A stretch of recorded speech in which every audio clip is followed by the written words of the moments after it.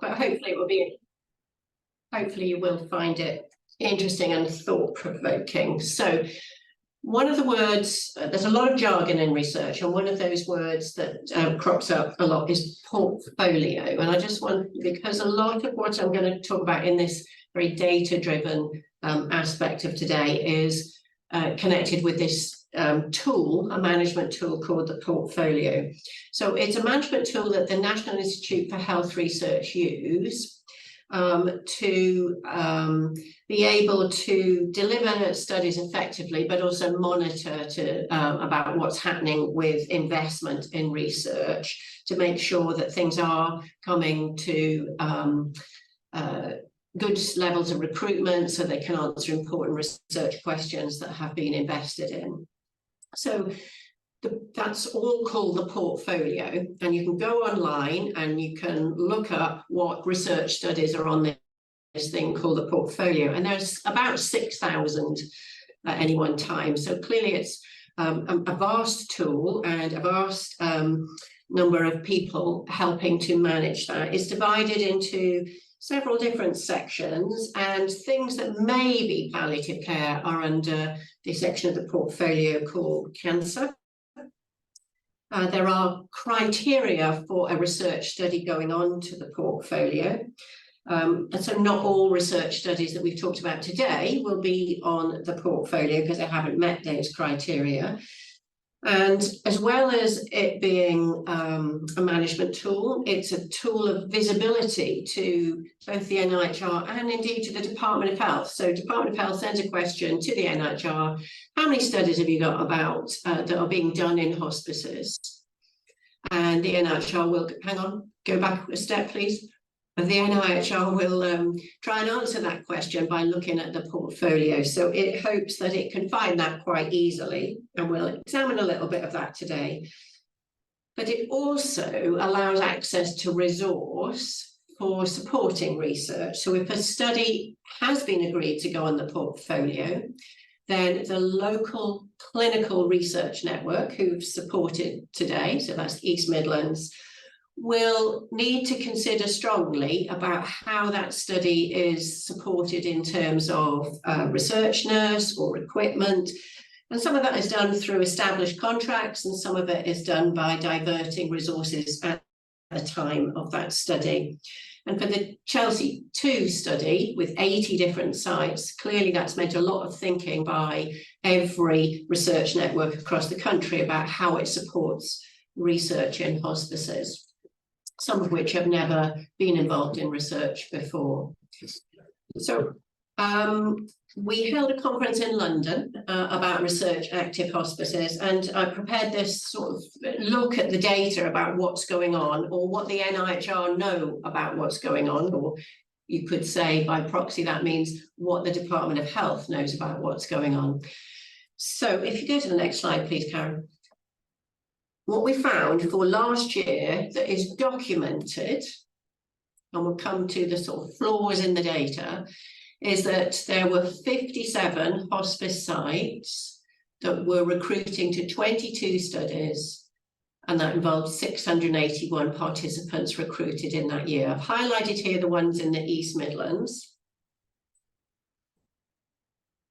that we know about. Now, there are reasons why some people, some organisations may not be on there. So Haywood House and some other hospices, such as Cynthia Spencer Cransley, are NHS hospices, and their data, so their evidence of recruiting, might actually come under their hospital trust and not be labelled as a hospice.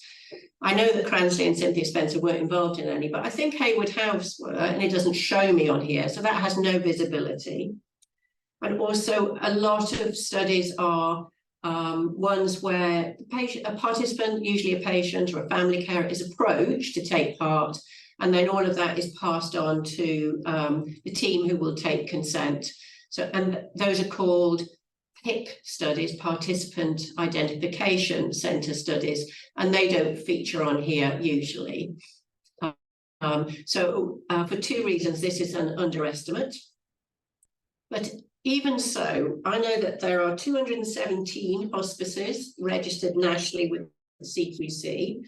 So if you take this as a minimum figure here, that's about 25% of hospices have been recruiting to studies last year. So it gives us something to build on, but it's a stronger platform than perhaps I would have anticipated, maybe you. So from those 57 sites, it's not a competition. Of course, it's not a competition, but it's really interesting to think about, okay, so who do you think might have been the top recruiter, as in the highest number of participants recruited? I'm not asking you to declare it, but you might just want to put your bet on now. And then Karen, go to the next study. Next slide. Okay. So this says here that St Barnabas in Lincolnshire is the top national recruiter of participants to a study, which is absolutely fantastic. So well done, St Barnabas. You've really given a strong profile to recruitment in the East Midlands. The colour coding here is, you can see that is all for one particular study called Resolve. Other in the top 10 were also recruiting to that study. And then the colour bands on other hospices indicate a number of different studies. So Loros, labelled here as Leicestershire and Rutland Hospice, that's the fourth one down, has a bar chart adding up to about 43 participants, but across a great number of different studies. And we weren't recruiting to the Resolve study because we weren't allowed to, I would say. It was local to Humber and Yorkshire, and they let Lincolnshire in, I think. I'm being a bit flippant, but it is the end of today.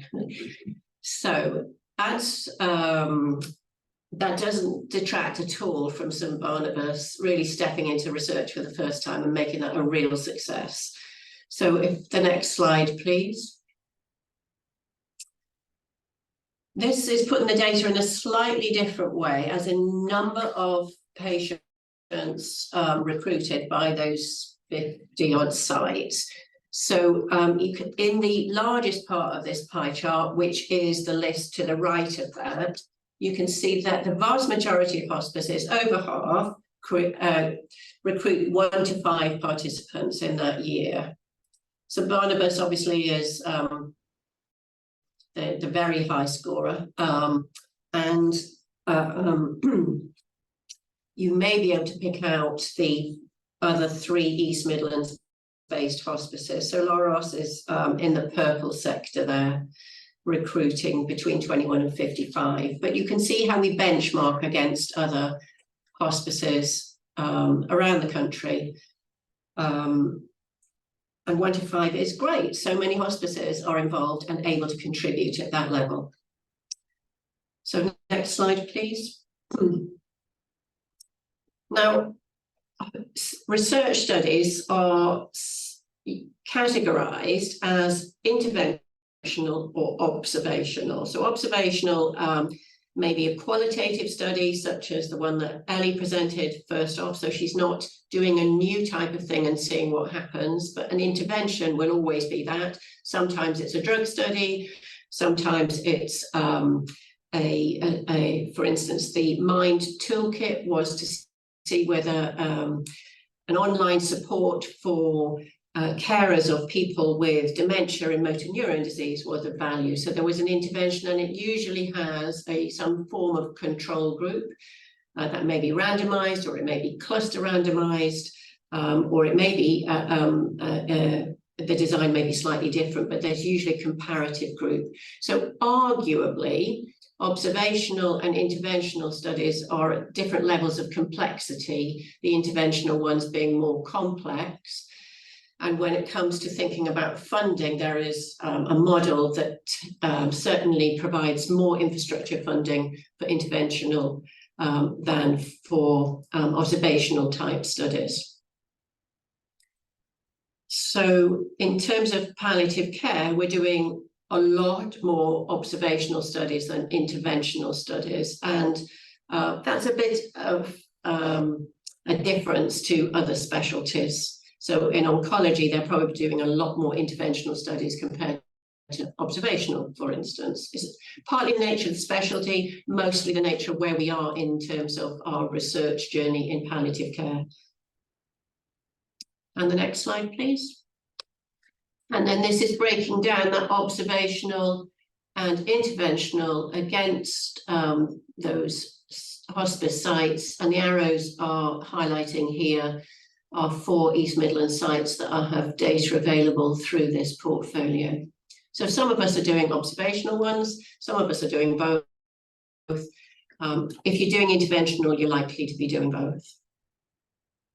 And again, that helps you benchmark a little bit against how we're doing in the East Midlands in comparison to other areas of the country.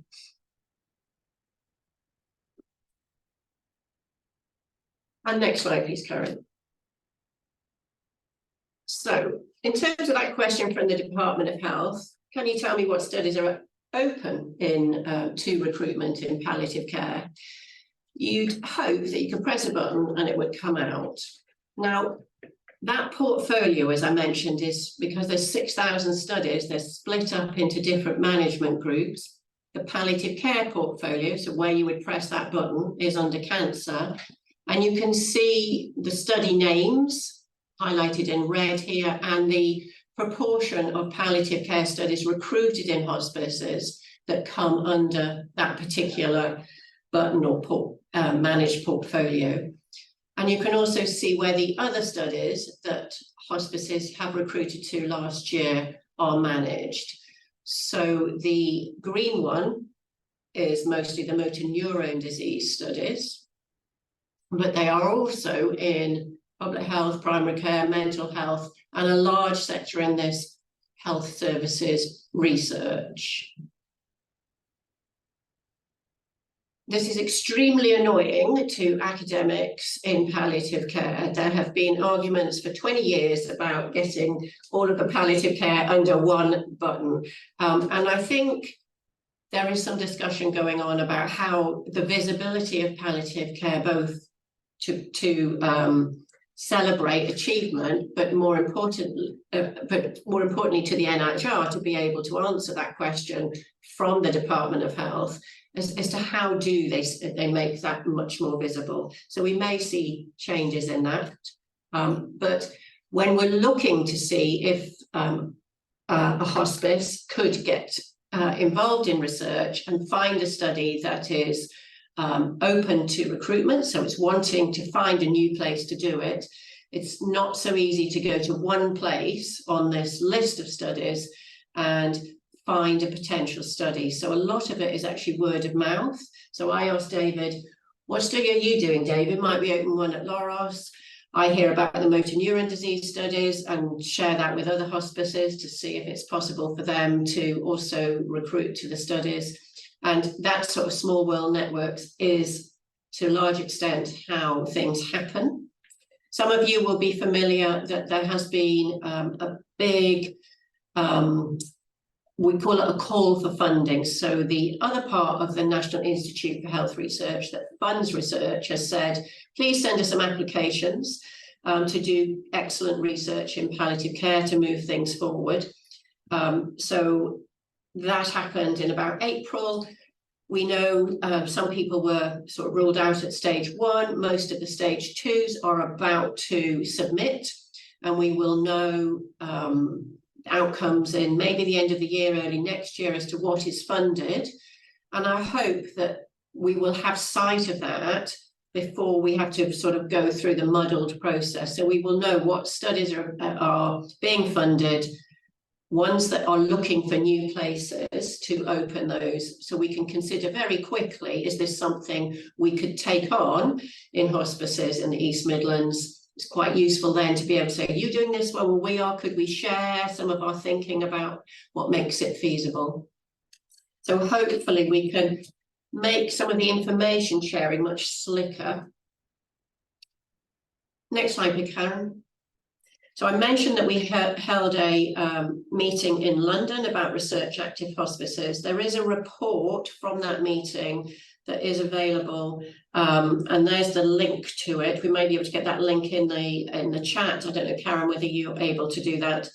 But we can certainly make it available afterwards, because there were some really, really useful presentations by people such as Paddy Stone, talking about 10 years from idea to delivery of multi-site centre research findings. So that helps us get some idea of when findings from the Chelsea 2 might be available to us. But the director of the National Institute, she's the medical director of the National Institute for Health Research, Lucy Chappell, came and delivered, and that, I think, emphasises how important people feel at the moment in those sort of circles, and therefore coming down from the Department of Health research in palliative care and enabling hospices to deliver opportunities for patients to contribute, which is what they want to do. How important they are considering that at the moment. So our time is here, folks, to really get involved in this and to help patients contribute and to improve their care. That's all I wanted to talk about, but I'm happy to take any questions.